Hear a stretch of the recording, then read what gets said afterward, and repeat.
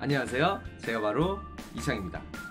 오늘도 영상을 보러 와주셔서 감사합니다. 오늘은 트레일블레이저를 구매를 하실 때 나라면 어떤 트림에 어떤 옵션을 생각을 할지에 대해서 전해드리고요. 또한 그 옵션을 선택을 했을 때 들어가는 유지비에 대해서도 한번 계산을 해보도록 하겠습니다. 네, 근데 제가 매장을 가고 카탈로그를 딱 보면은 진짜 얘네들이 첫 번째 그 깡통 트림의 옵션의 가격대를 앞자리를 1을 만들려고 진짜 많이 노력을 했구나. 깡통 트림의 가격이 1995만원이잖아요 그래서 물론 센서도 쉐보레답지 않게 많이 들어가고 유리도 되게 좋은 유리도 써 했는데 그래도 이 옵션은 사는 사람들이 별로 없겠구나 라고 생각을 했습니다. 그러한 이유로는 일단은 스마트키가 없어요. 스마트키가 저는 현대사에서 자동차를 고를 때 제일 중요한 요소 중 하나거든요. 전 스마트키가 없으면 절대 안 됩니다. 제가 키로 쓰는 그 자동차를 많이 써봤어요. 물론 포르테도 써보고 액티언도 그냥 키로 했는데 그때는 뭐 5년 전, 막 6년 전이었는데 그때도 좀 불편했는데 확실히 스마트키는 꼭 있어야 될 것 같고요. 물론 시트도 직물 시트라서 우리나라 사람들은 직물 시트를 굉장히 많이 싫어하잖아요. 이 두 가지를 싫어하신다면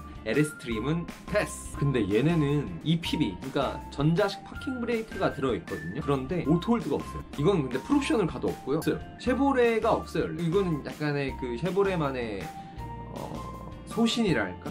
모르겠습니다. 아무튼 오토홀드는 없습니다. 오토홀드 뭐가 중요하냐 라고 하실 수도 있는데 제가 오토홀드를 원래 없는 차량만 타다 이번에 있는 차량을 사게 됐잖아요. 너무 좋아요. 물론 출발 시 약간의 이질감은 있지만 발을 뗀다는 것 자체가 허벅지 아니면 오른쪽 다리의 피로를 줄여주는 역할을 하게 됩니다. 두 번째 트림으로는 LT 트림인데요. 두 번째 트림은 LT 트림인데요. LT 트림은 2225만원입니다. LT 트림 같은 경우도 LS에서 별로 들어가지도 않았는데 500만원 넘게 차이가 나다 보니까 LT 트림은 그냥 패스해서 다음 트림인 프리미어. 실제로 이 차량을 구매하시는 분들이 가장 고려를 많이 해보시고 고민을 많이 하시는 트림이 프리미어. 실제로 프리미어 트림에서 옵션도 좀 중요한 요소가 되겠죠. 옵션을 다 넣어버리면 프리미어에서 옵션을 다 넣으면 한 3천만원 정도가 되는 걸로 알고 있는데 그러면은 그냥 RS로 가는 게 낫겠다. 그래서 제가 생각하는 프리미어에서의 가성비 트림, 가성비 옵션은요, 프리미어에다가 셀렉티브 패키지 1,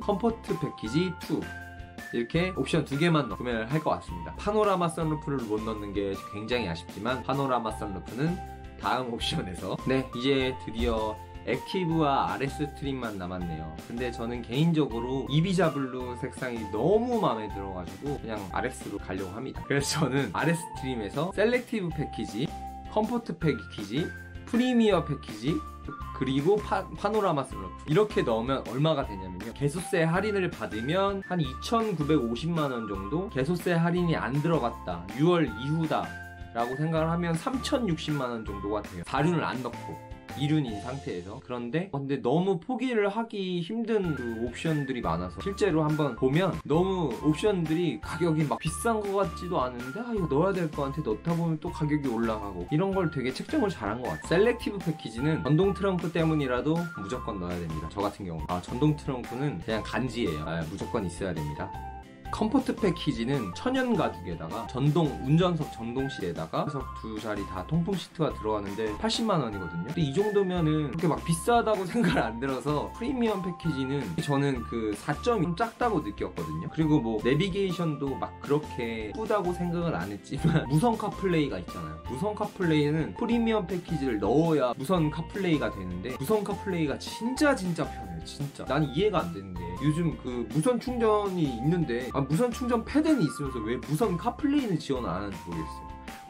어쨌든 카플레이를 하게 되면 케이블을 꽂아야 되는데 그럼 충전이 되잖아요. 그러니까 무선 카플레이가 진짜 편하고 좋은 기능인데 이게 트레일블레이저에 들어가 있고 이게 프리미엄 패키지에 들어가 있어요. 어쩔 수 없이 저는 이 패키지를 선택을 할 것 같습니다. 그리고 이것과 더불어 파노라마 선루프도 선택을 해서 개소세 할인을 받은다면 총 2,950만원에 구매를 할 수 있을 것 같은데요. 제가 이렇게 구매를 했을 때 계산을 해봤는데 저 같은 경우는 무조건 차량을 살 때 등록세 합쳐가지고 1000만원을 넣거든요. 그래서 선수금 1000만원을 넣은 상태에서 한 달에 쉐보레 같은 경우는 한 3.3% 이율이 나오더라고요. 그래서 5년 할부로 해서 3.3% 이율을 적용을 시키면 한 달에 총 39만원이 나옵니다. 39만원이 나오고요. 보험비는 일괄적으로 한 달에 10만원이라고 생각을 하겠습니다. 그리고 자동차세, 세금은 한 달에 2만원이라고 간략하게 생각을 해보면 39만원에 보험비 10만원 그리고 2만원 하면은 51만원이네요. 여기서 기름값이 들어가겠죠.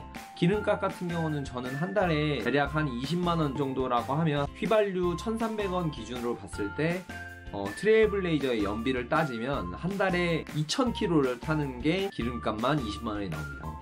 그래서 기름값 20만원을 생각을 하면 총 한 달 유지비가 71만원 정도 나오게 돼요. 너무 많은데 라고 하시는 분들은 그냥